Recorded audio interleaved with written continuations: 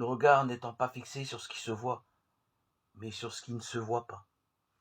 Car ce qui se voit est temporaire, mais ce qui ne se voit pas est éternel.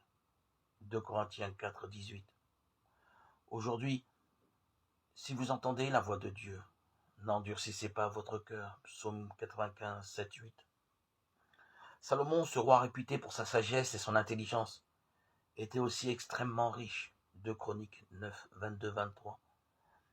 Or, toutes les expériences qu'il a faites aboutissent à une conclusion qui peut nous surprendre. Vanité des vanités, tout est vanité, Ecclésiaste 1, 2. Cette expression caractérise bien ce qui est sur cette terre, en contraste avec ce qui est de Dieu et du ciel. Tout est futilité. Ce souffle, cette vapeur qu'est notre vie paraît pour un peu de temps, puis disparaît. Jacques 4, 14. Lorsque le Dieu éternel l'a décidé, car la durée de notre vie est entre ses mains, Psaume 31, 15. Avant notre vieillesse, ce temps où bien souvent les choses se compliquent, solitude, difficultés physiques, diminution de certaines facultés mentales, comme la mémoire ou la capacité à décider, à réfléchir. Dieu veut attirer notre attention sur ce qui est éternel, afin que nous laissions moins de place aux choses éphémères. Il place devant nous, dans un psaume de Moïse, une sorte de résumé de la vie humaine.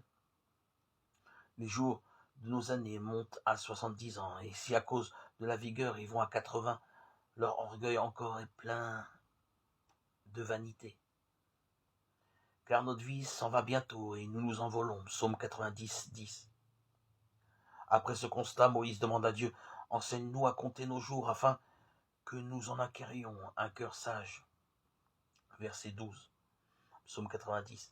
Aujourd'hui, comptons chacun les jours qu'il nous a donnés jusqu'ici, quel qu'en soit le nombre. Je ne sais pas combien sont à venir. Aujourd'hui est le jour favorable pour croire sa parole et en vivre.